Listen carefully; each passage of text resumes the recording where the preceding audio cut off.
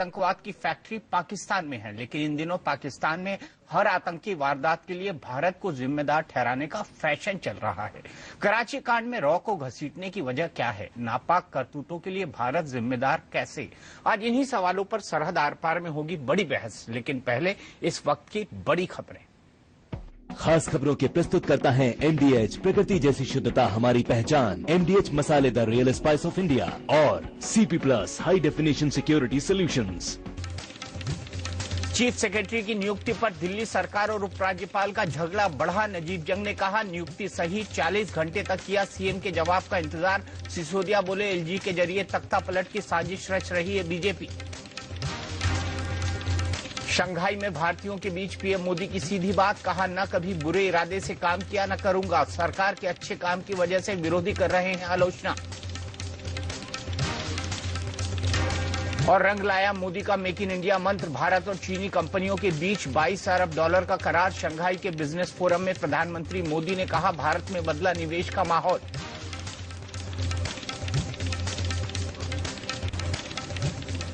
न जांच हुई न कोई सबूत मिला, फिर भी पाकिस्तान के विदेश सचिव कराची कांड के लिए भारत की खुफिया एजेंसी रॉ के बारे में उल जलूल बयान देने लगे। कराची में शियाओं के नरसंहार से पहले पाकिस्तान के आर्मी चीफ राहिल शरीफ और उनसे पहले पाकिस्तान सरकार के सलाहकार सरताज अजीज भी पाकिस्तान में आतंक के लिए रॉ के खिलाफ प्रोपेगेंडा चलाने में जुट गए थे। खुद तालिबान, अलकायदा और लश्कर तैयबा जैसे आतंकी संगठनों को पैदा करने वाला पाकिस्तान आखिर भारत को बदनाम करके क्या हासिल करना चाहता है? सरहद आर पार में आज इंडिया न्यूज और लाहौर से दिन न्यूज के बीच इसी सवाल पर होगी बड़ी बहस कि कराची नरसंहार में रॉ को घसीटने के पीछे मंशा क्या है? पाकिस्तान की अपनी नापाक करतूतों के लिए भारत कैसे जिम्मेदार हो सकता है?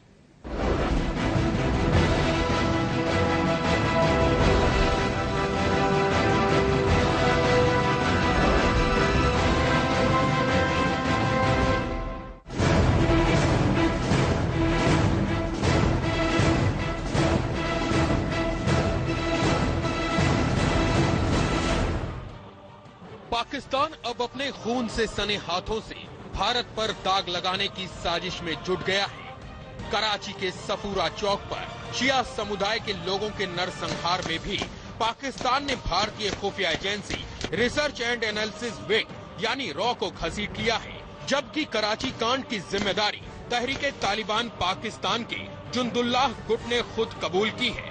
और इस हमले की जांच कर रहे पाकिस्तान के काउंटर टेररिज्म डिपार्टमेंट के अफसर राजा उमर खट्टब का कहना है कि सफूरा चौक नरसंहार के पीछे इस्लामिक स्टेट का साया देखा जा सकता है।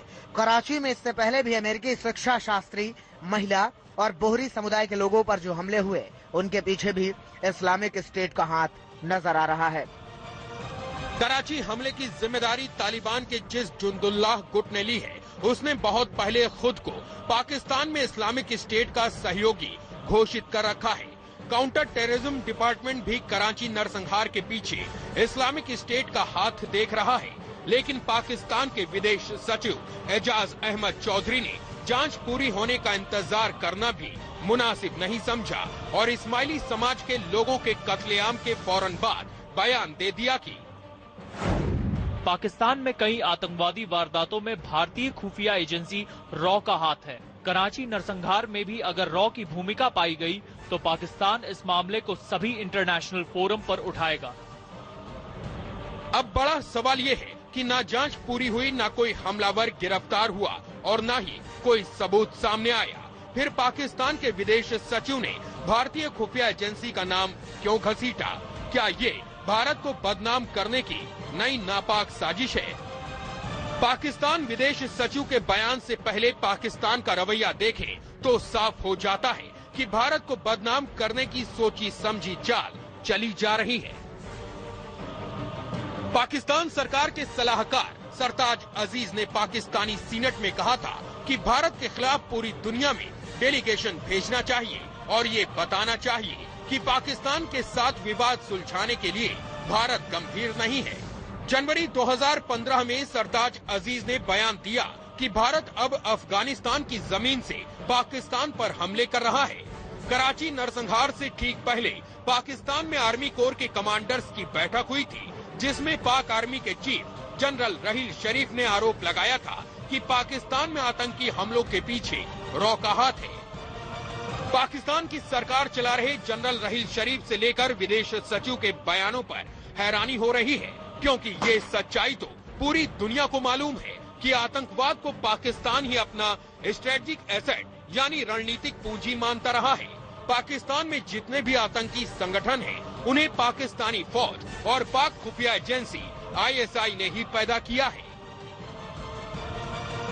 जानकार मानते हैं कि पाकिस्तान में जो आतंकवादी पहले आर्मी और ISI की पनाह में अफगानिस्तान और भारत के लिए सिरदर्द बने थे, अब वो पूरे पाकिस्तान में फैल चुके हैं।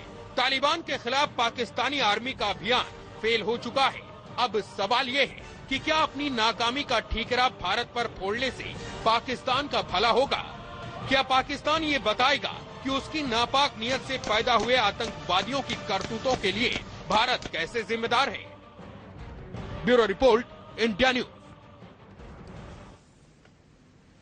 तो बड़ा सवाल यहां पर यह है कि न जांच हुई, न पड़ताल हुई, न किसी को पकड़ा गया, और क्या किसी को अगर पकड़ा गया है तो उसमें क्या कोई रॉ का एजेंट है?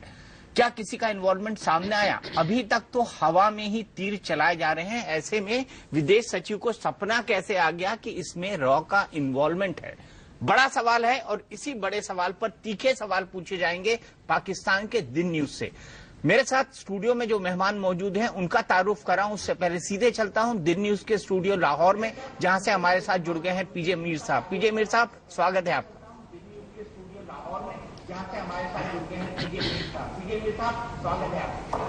वेलकम टू पाकिस्तान दीपक। और यहाँ मैं ये कहूंगा कि सबसे पहले मैं अपने पैनल को इंट्रोड्यूस कराता हूँ। मेरे साथ है ब्रिगेडियर नादिर मीर और उनके साथ है ब्रिगेडियर फारूक हमीद, और ऑफ कोर्स जमात इस्लामी से है हमारे हाफिज सलमान बट।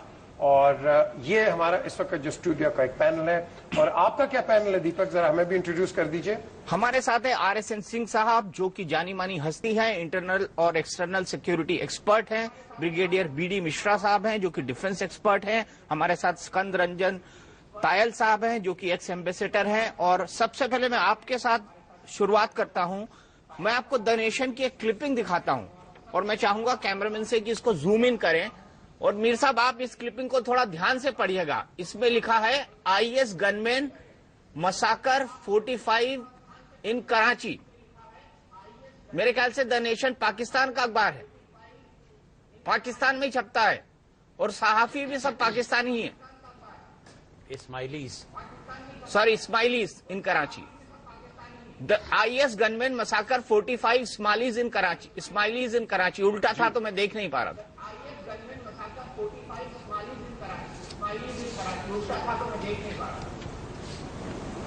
यही दीपक के अनफॉर्चुनेटली ये टेक्निकल प्रॉब्लम्स हो जाती हैं। इसी वजह से हमारी जो बहस है वो इधर उधर उलझ जाती है। नहीं, टेक्निकल नहीं, इस तरह की न्यूज हर जगह आती है। ये टेक्निकल प्रॉब्लम नहीं है दीपक। टेक्निकल प्रॉब्लम तो उसको बोलते हैं कि मेरे और आपके सैटेलाइट लिंक फेल हो जाए। टेक्निकल प्रॉब्लम ये होती है कि आपका और मेरा ऑडियो बिगड़ जाए, जबकि आप अमिताभ बच्चन की तरह और मैं माधुरी दीक्षित की तरह लग रहा हूं। दीपक, आज आई थिंक आप बच्चन ही लग रहे हैं आप।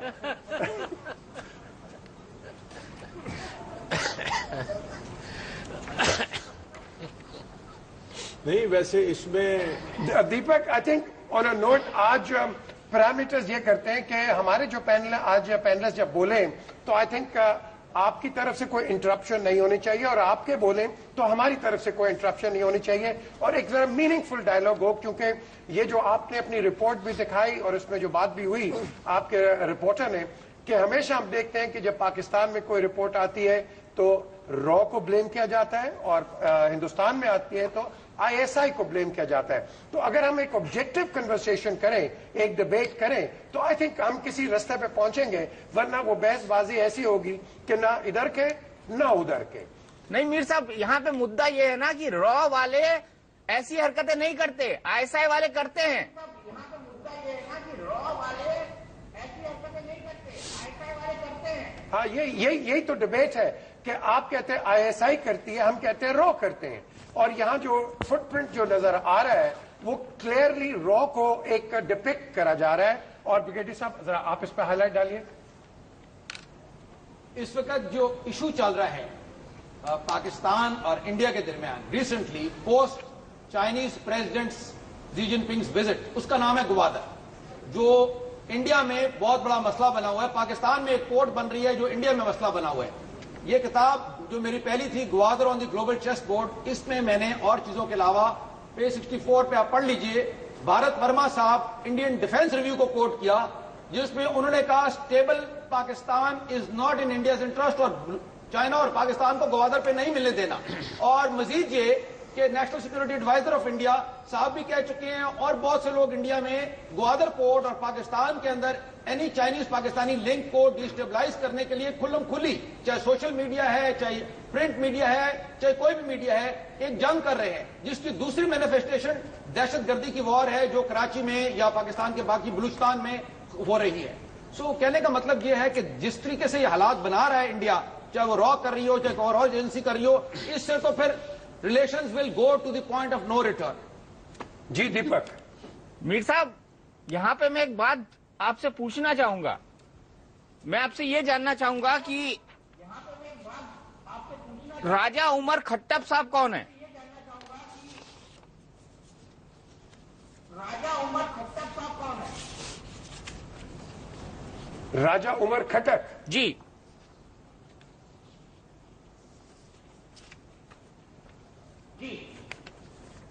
आप इनके मुतालिक सबसे पहले बताएं, आप पूछना क्यों चाह रहे हैं इनके मुतालिक? नहीं, मैं इनके मुताबिक ये कहना चाह रहा हूं कि ये काउंटर टेररिज्म डिपार्टमेंट के ऑफिसर हैं जो इस वक्त कराची इंसिडेंट को इन्वेस्टिगेट कर रहे हैं, और इनका ये कहना है कि इस्लामिक स्टेट इसके पीछे है। जो सफूरा गोट कार्नेज हुआ है, इसके पीछे इस्लामिक स्टेट है। ये मैं कोट कर रहा हूं आपके डॉन न्यूज को। ये रहा आपके डॉन न्यूज का आर्टिकल। राजा खट्टप साहब आपके CTD official counter terrorism department जो कराची कार्नेज की जांच कर रहा है।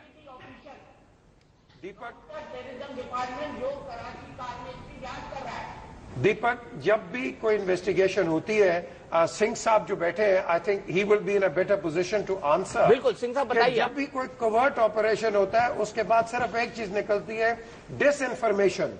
आपको कभी भी इंफॉर्मेशन सही नहीं मिलेगी, आपको हमेशा after a covert operation disinformation मिलती है। सिंह साहब से पूछ लें, ये बैठे हुए हैं।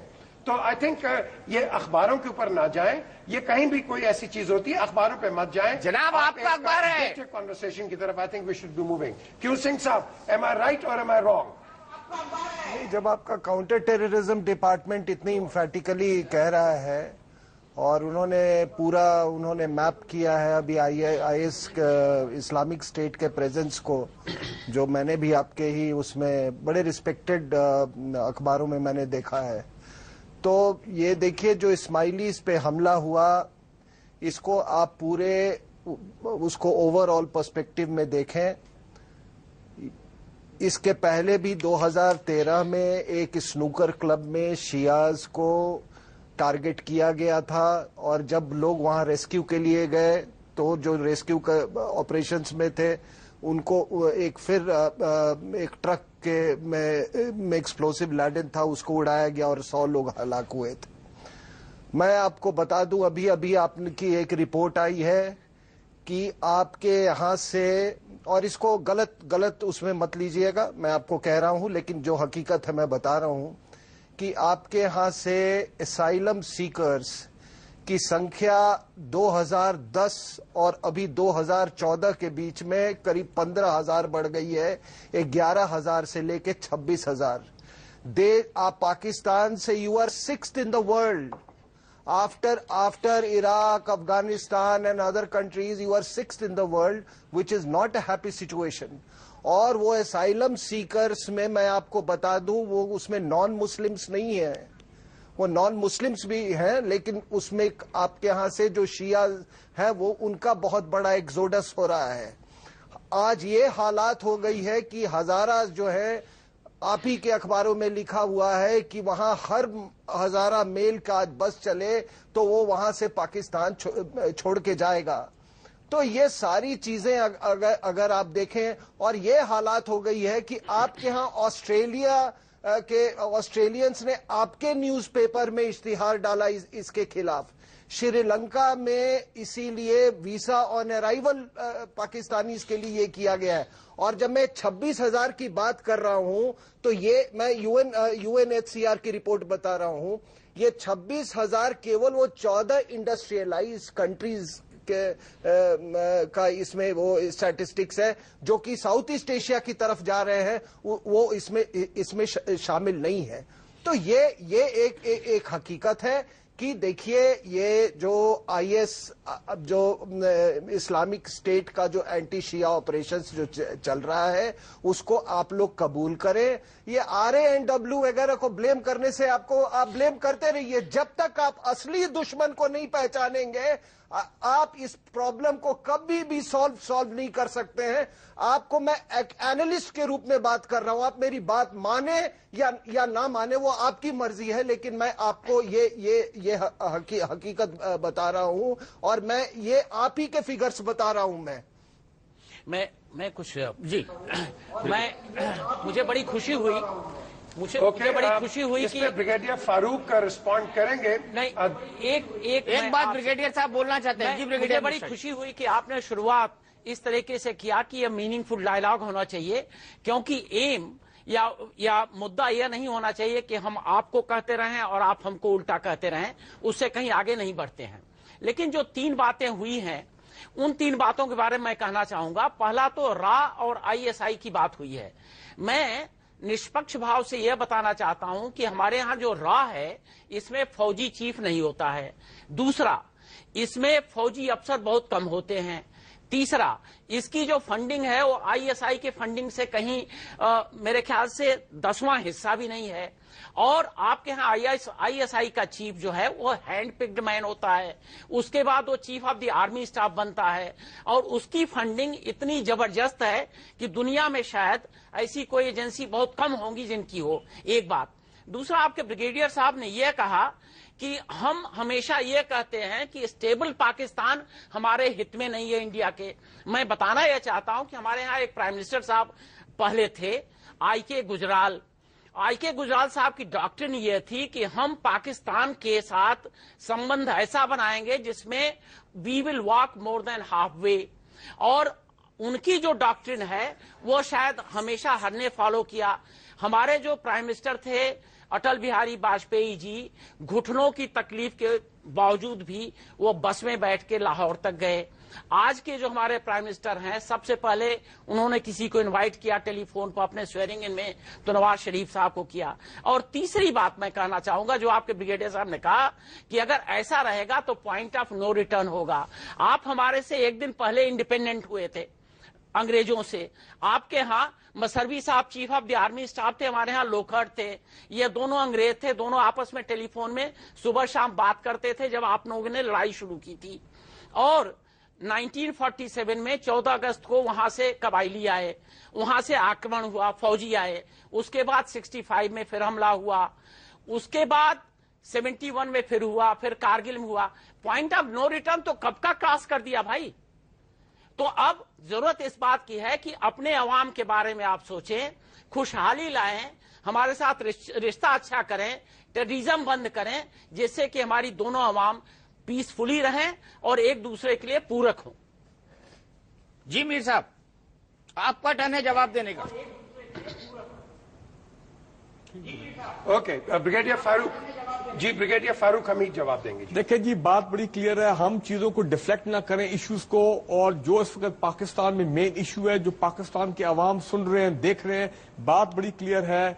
हम ये समझते हैं कि पाकिस्तान में जो डिस्टेबलाइजेशन हो रही है इतनी अरसे से, हमें कोई शक नहीं है कि इसमें मास्टरमाइंड जो है वो रॉ कर रहे। हो सकता है कुछ और भी एजेंसीज आपके साथ हों, पहली बात ये। दूसरा ये है कि आपके जो मौजूदा नेशनल सिक्योरिटी एडवाइजर हैं, एक्स रॉ चीफ हैं, उन्होंने तो बड़ा क्लियरली कहा वीडियो में कि हम पाकिस्तान के खिलाफ हमारी पॉलिसी है ऑफेंसिव डिफेंस की, और हम पाकिस्तान के अंदर जाके जो है यहाँ पे इनको डिस्टेबलाइज करेंगे। आपके जो फॉर्मर आर्मी चीफ हैं जनरल वीके सिंह, उन्होंने कहा हमने पूरी फोर्स तैयार की है जो बलूचिस्तान में जाके पाकिस्तान को डिस्टेबलाइज करेंगे। अभी रिसेंटली 5 दिन पहले क्या खबर आई है कि रॉ में स्पेशल सेल बनाया गया है $300 मिलियन से कि चाइना पाकिस्तान इकोनॉमिक कॉरिडोर को हर हालत में सबोटाज करना है। और मैं आपको एक बात बताऊं कि जिस दिन चाइनीज प्रेसिडेंट पाकिस्तान से गए हैं ये पूरे एग्रीमेंट साइन करके, उस दिन के बाद से सडनली कराची में ये एक वेव ऑफ वायलेंस और टेरर आया है जिसमें इंटेलेक्चुअल्स को टारगेट किया गया है और ये इस्माइलीज की जो मैसेकर हुआ है। आपने आईएस का जिक्र किया, बिल्कुल आईएस का वहां से एक पैम्फलेट तो जरूर मिला है, हमने भी देखा है, लेकिन वो एक डाइवर्शन टैक्टिक्स थी, क्योंकि आज हमारी एजेंसी ने ऑफिशियली कहा है कि आईएस का उस तरह का रोल कोई नहीं है। देखिए आईएस का भी मैं आपको बता दूं, तहरीक तालिबान पाकिस्तान जिसको आप अफगानिस्तान से बैठ के सुबह शाम सपोर्ट कर रहे हैं, आम कर रहे हैं, और जो आपका नेक्सस है अफगान इंटेलिजेंस के साथ, जिसके ऊपर 2 दिन पहले प्राइम मिनिस्टर नवाज शरीफ और आर्मी चीफ काबुल गए हैं, उन्होंने बड़ा क्लियर वर्ड्स में प्रेसिडेंट अशरफ गनी को कहा है कि ये जो टेरर नेटवर्क इंडिया का रॉ का अफगानिस्तान में है इसको डिसमेंटल किया जाए।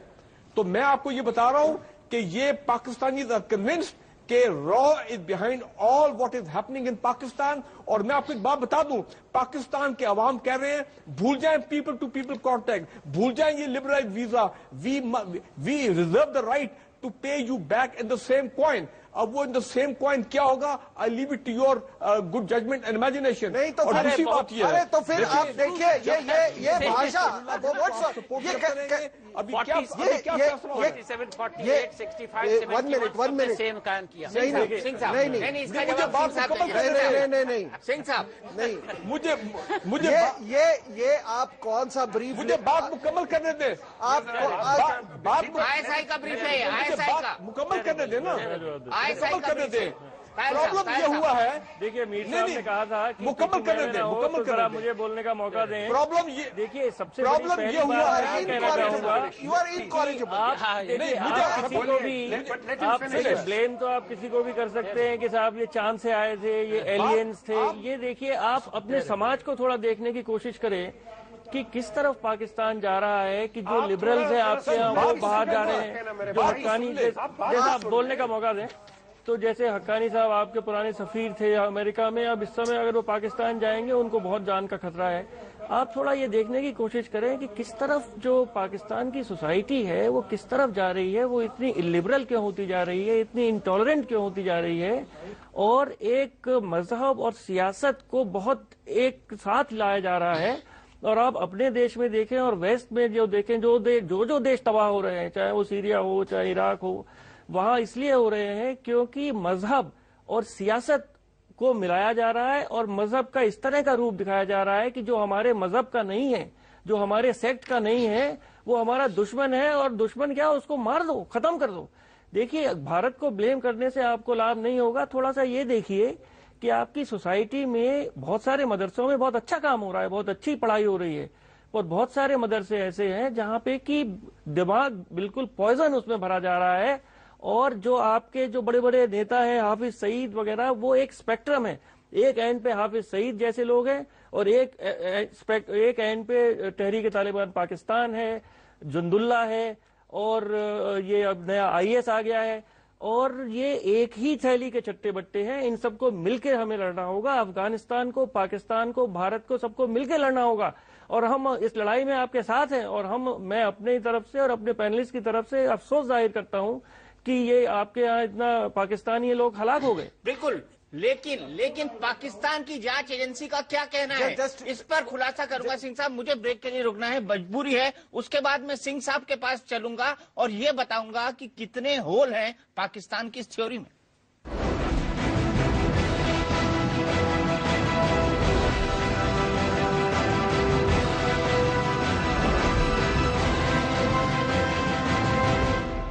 मैं जानता हूं यह सही नहीं है अभी आपसे बात करना, मैं जानता हूँ। सिर्फ मैं एक बार आपके मुंह से हिंदुस्तान के लोगों को सुनता हुआ देखना चाहता हूँ कि नारायण साईं के बारे में आप क्या जानते हैं और नारायण साईं को आपने किन हालात में देखा है। अर्ध सत्य। Someone gifted me a phone. Extra था तो मैंने OLX पे डाल दिया। यार मैंने OLX पे फोन बेचा, मुझे पैसे मिले और ऊपर से किसी और को खुशी भी मिली। It felt good.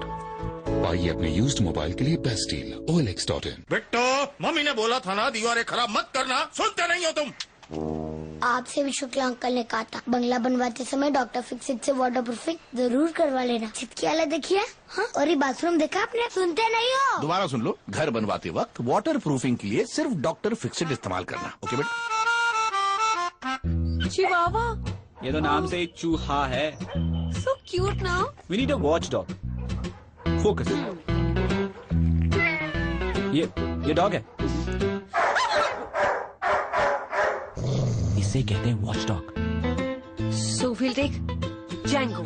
वाह, दरवाजे की सेफ्टी पर इतना ध्यान और अंदर की सेफ्टी किसी और पे छोड़ दी। घर में लगाए HPL वायर्स, मतलब सेफ्टी आउटसाइड भी इनसाइड भी।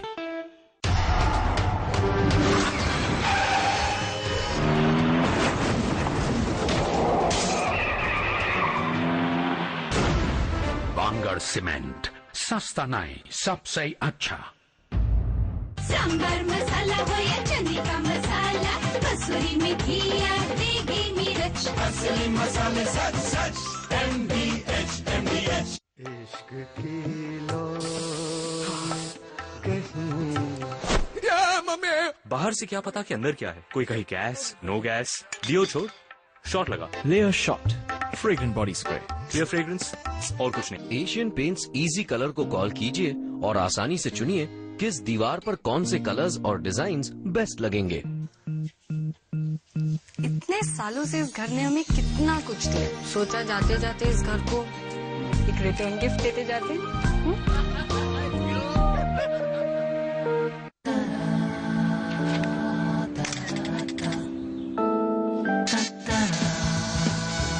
मैंने लिया केलॉग स्पेशल के 2 वीक चैलेंज। दिन में 2 बोल्स, एक ब्रेकफास्ट में, दूसरा डिनर में, सिर्फ 2 हफ्तों के लिए। And it works. इस वेडिंग सीजन सिर्फ वजन घटाइए, कॉन्फिडेंस नहीं। Be special.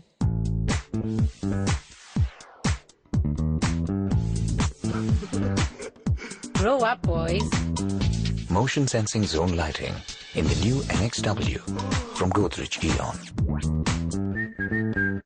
अरे आओ आओ, हमारे वास्ते क्या लाए हो?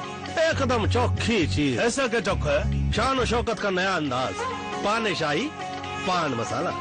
तब तो मजा आ जाएगा। अरे खाओगे तब ना जानोगे। No tobacco, no nicotine. भाई वाह, हाँ, पान शाही पान मसाला। दादी कहती है जिन घरों में ज्यादा क्रैक्स हो वहाँ पर लक्ष्मी नहीं आती है। को मौसम की मार या फंगस का वार, ड्यूलक्स वेदरशील्ड मैक्स की क्रैक प्रूफ प्लस टेक्नोलॉजी घर पे पड़ने न दे दरार, घर रहे दूर से सुंदर और करीब से solid. Paragon office chappal, tough and stylish. Paragon सोलिया। सब देखते ही रह जाएंगे।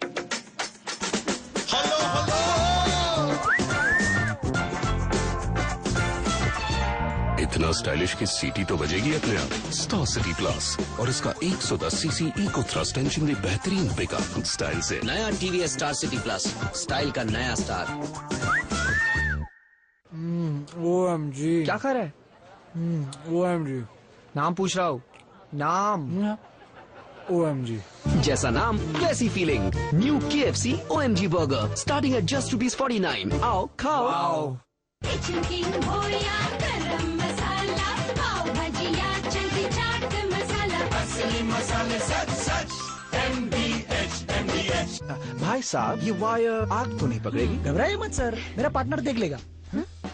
और सुनो, ये वायर सालों साल बदलनी तो नहीं पड़ेगी ना? डोंट वरी सर, मेरा पार्टनर है ना। कौन है तुम्हारा पार्टनर? ये KEI। हर समझदार इलेक्ट्रिशियन का एक ही असरदार partner KEI wires and cables का स्पेशलिस्ट।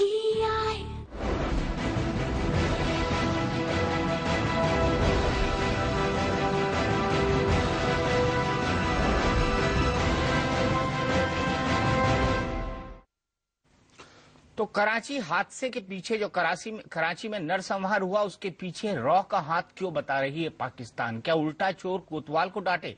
इसी बात पर हम बड़ी बहस कर रहे हैं और हमारे साथ दिन न्यूज के स्टूडियो से जुड़े हुए हैं पीजे मीर साहब और उनके साथ कई सारे लोगों का एक विशिष्ट पैनल मौजूद है। लेकिन आगे बढ़े उससे पहले मीर साहब, मैं आपको एक क्लिप सुनवाना चाहता हूं। ये पाकिस्तान के चैनल की है, ध्यान से सुनिएगा। मैं चैनल भी बताऊंगा आपको। शेख रशीद साहब, अस्सलाम वालेकुम। वालेकुम अस्सलाम। शेख साहब से आज पहली दफा बात हो रही है बनर से बात, लेकिन अब आई विश कि हम किसी बेहतर मौके पे बात कर रहे होते। ये इंतहाई अफसोसनाक सानहे पर हम बात कर रहे हैं। शेख साहब, जब हम ये इंडियन हैंड ये सारी बातें कर रहे होते हैं तो जाहिर है मतलब भारत कौन सा हमारा खैर खाए और हम उससे क्यों खैर की तवक्को रखें, उसने कब हमारे लिए खैर की है, तो वो तो ठीक है। लेकिन अक्सर हम ये तो नहीं कर रहे होते कि भारत का नाम लेके जो अपनी डोमेस्टिक जो कोताहियां हैं उससे हम सरफे नजर कर जाते हैं। भारतीय हाथ है, चलो बात खत्म जी। टोटल फेलियर है गवर्नमेंट का। और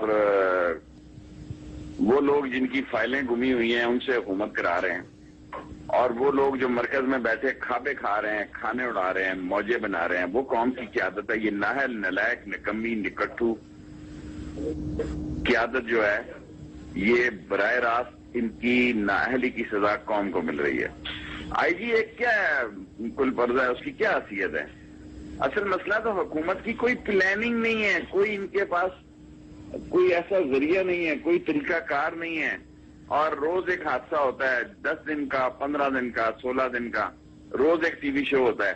मैं समझता हूँ कोई हल नहीं है। गवर्नर राज लगा देना चाहिए सिंध में और पाकिस्तान की नाअहल हुकूमत से जान छुड़ानी चाहिए। शेख रशीद का ख्याल है कि सिंध में गवर्नर राज लगा देना चाहिए। तो मीर साहब, आपके ही नेता लोग कह रहे हैं कि जबरदस्ती हिंदुस्तान का नाम घसीटा जा रहा है, जबकि यहाँ की सरकार नालायक, निकम्मी और निखट्टू है।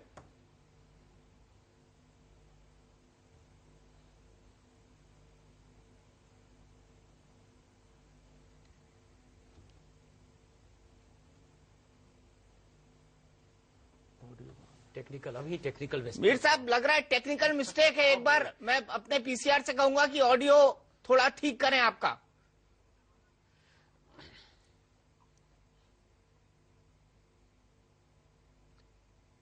तब तक ये कमेंट आरएसएन सिंह साहब आपसे ले लेता हूं। हाफिज सलमान साहब, देखिए मेरी सब गुजारिश ये है, मैं अपने इन दोस्तों से कहूंगा ये जी। मीर साहब, आप अपना जवाब दोहरा सकते हैं। मीर साहब, सुनने का हौसला, मीर साहब सुनाई नहीं पड़ा। अपनी बात करेंगे। मीर साहब, आपका जवाब सुनाई नहीं पड़ा, कुछ टेक्निकल एरर था। आपको जवाब नहीं मिला पहले? एक्चुअली ऑडियो का कुछ प्रॉब्लम था, टेक्निकल एरर था। ओके, ये जो आपने एंकर दिखाया है, ऑडियो का कुछ प्रॉब्लम था, टेक्निकल एरर था। ओके, ये जो एंकर आपने दिखाया है, ये एंकर कोई भी सवाल करे, लेकिन जो शेख रशीद ने जवाब दिया है वो एक इंटरनल मामले में जवाब दिया है, और उनका एक हक बनता है as a member of the opposition कि बिल्कुल वो क्रिटिसाइज करें। ऑपोजिशन का मतलब ही यही है कि आप अपोज करते हो जो भी पॉलिसीज होती हैं। सो ये एक इंटरनल मसला है। टेररिज्म की जब बात आती है तो हाफिज सलमान भट्ट साहब, आप इस पे क्या कहेंगे? जी देखिए, मैं इनसे गुजारिश करूंगा आपकी वसात से कि हौसला करें, सुनने का हौसला पैदा करें। बात करते हैं तो फिर उसका जवाब भी सुन लें। देखिए, इंडिया जो है वो पाकिस्तान और इंडिया का कोई मुआवजा ही नहीं है। इतना बड़ा मुल्क और हमारा ये मुल्क है, हम इंडिया के साथ गुस्सा क्यों, लड़ाई क्यों, झगड़ा क्यों, जंग क्यों करना चाहेंगे? हमें इंडिया से कुछ छीनना नहीं है। इंडिया के साथ हमारी दुश्मनी की कोई वजह नहीं है। एक तनाज़ा कश्मीर का है, सरकरीक का है, पानी का मसला है, ये तनाज़ात हम हल करना चाहते हैं। हम लड़ाई झगड़े नहीं करना चाहते, अपने वसाइल ज़ाया नहीं करना चाहते, लेकिन इन झगड़ों के हल किए बगैर दोस्ती कैसे मुमकिन है? आपने तो हमें, आपको 14 अगस्त जो है वो आपको तीर की तरह लगती है कि पाकिस्तान आजाद क्यों हुआ। आप कहते हैं गौ माता के ये 2 टुकड़े हो गए थे। आपने 65 की जंग हमारे ऊपर मुसल्लत की। आपने 1971 में गैर एलानिया जंग करके आपकी फौज ने बाकायदा हमला करके मशरकी पाकिस्तान को बांग्लादेश बनाया है। आपने पाकिस्तान के मुकाबले में मुकाबला करने के लिए आपने न्यूक्लियर जो है वो धमाके कर दिए। आप किसके लिए फौजी तैयारियां कर रहे हैं? आप कहते हैं कि ये दोस्ती होनी चाहिए। ये जो समझौता एक्सप्रेस था, आपके इंटेलिजेंस के रॉ के लोगों ने उसको जला दिया था ना। शेख रशीद के भी आप बात कर रहे हैं, ये हमारा रेलवे का मिनिस्टर था, जाना चाहता था, आपने उसको वीजा देने से इनकार कर दिया था कि शेख रशीद को हम वीजा नहीं देंगे। आपके 1 दर्जन से ज्यादा आपके जो कॉन्सुलेट हैं वो अफगानिस्तान में क्या कर रहे हैं? आपके कौन से लोग अफगानिस्तान जाते हैं और अफगानिस्तान के कौन से लोग आपके पास आते हैं? वो वहां पर क्या कर रहे हैं? सारे के सारे बलूचिस्तान के बॉर्डर पे हैं। और ये जो पेशावर का हमारे बच्चों, मासूम बच्चों के खून की होली खेली गई है, क्या हमारी एजेंसियों ने इंडिया को और अफगानिस्तान की एजेंसियों को यह साबित नहीं कर दिया कि वो सारी की सारी कॉलेज इंडियन एम्बेसी काबुल के अंदर से पकड़ी गई हैं और सारी की सारी वहां पर पहुंची हैं? क्या ये हरबियार मरी और ये ब्रह्मदास गुप्ती इंडिया के पासपोर्टों पर यूरोप नहीं बैठे हुए हैं? क्या बात करते हैं, इतनी खूबसूरत लच्छेदार बातें करते हैं। भाई अगर दोस्ती चाहते हो, आपका साय बनकर रहना चाहते हो, इंडिया का मसला हल करो, सरकारी का मसला हल करो, हमारे पानी का मसला हल करो, दोस्ती हो जाएगी। वरना तो दुश्मन है ही हमारा इंडिया पूरी दुनिया में, और हमारा दुश्मन ही कोई नहीं है। लड़ाई हमारा दुश्मन और इंडिया के अंदर कौन सा? मीर साहब आप जवाब लीजिए, एक तरफा जिरे नहीं चलेगी। RSN सिंह साहब देखिए, ये आपके एंकर मुझे जानते हैं, मैं हमेशा बहुत इन्फॉर्म्ड एनालिसिस करता हूं, लेकिन अगर ऐसे ही भाषा का प्रयोग करेंगे जो कि जमायते इस्लामी का ट्रेडमार्क है, तो उसी भाषा में मैं आपको जवाब दूंगा। और पाकिस्तान के 80% प्रॉब्लम्स का जिम्मेदारी ये जमायते इस्लामी का है। ये देखिए, ये रॉ नहीं डैमेज कर रहा है आपको, ये जान लीजिए। ये जो आपके जमायते इस्लामी की जो थॉट प्रोसेस है, और एक्चुअली आप ही फाउंटेन है ये सारी जो ये दहशतगर्दी तंजीमें हैं। अगर आप इसको बड़े गहराई से देखेंगे तो, और मैं आपको ये बता दूं कि रॉ से ज्यादा खतरनाक जो है, जो आपने अपने लोगों का ब्रेन डैमेज किया है स्कूल्स एंड कॉलेजेस में, जो रॉ ने आपके यहाँ फंडामेंटलिज्म का नैरेटिव नहीं बनाया है, ये फंडामेंटलिज्म का नैरेटिव आपने बनाया है, जमायते इस्लामी ने बनाया है। और ये जो सारी दहशतगर्दी, जो ये शिया सुन्नी और ये सारे झगड़े हैं, इसका कहीं पर ये इसका जिम्मेवार जमायते इस्लामी है। तो ये देखिए, आप अगर एनिमी इंडिया के किसी आदमी का मेरी दुश्मनी करना मेरे लिए एजाज है, नहीं आप नहीं तो दुश्मनी करके देख लेते हैं। सुनिए, आप तो भी बड़ा कह रहे थे दोस्ती करेंगे। सुनिए, ये जमायते इस्लामी की आपको बात कर रहा हूं। पहले ये पाकिस्तान के खिलाफ थे ये लोग, जब बाद में पाकिस्तान बन गया तब मदूदी साहब अपना पूरा सामान लेके यहां से गए। और मैं ये भी बता दूं, थोड़ा इतिहास पढ़ लो, जब 1906 में आपको तायद करनी चाहिए। नहीं, आपको तो फिर तायद करनी चाहिए मदूदी साहब की। अगर आप सुनिए 1906 में लॉर्ड मिंटो ने आगा खान को बुलाया था, ये हिस्ट्री का फैक्ट है, और बोला कि तुम सेपरेट इलेक्टोरेट की डिमांड करो। वहीं से पाकिस्तान का जो कॉन्सेप्ट है वो जोर पकड़ा है। और उसी इस्माइलीज आज हलाक हुए हैं, एक्चुअली पाकिस्तान के इन वे वही फाउंडर्स हैं।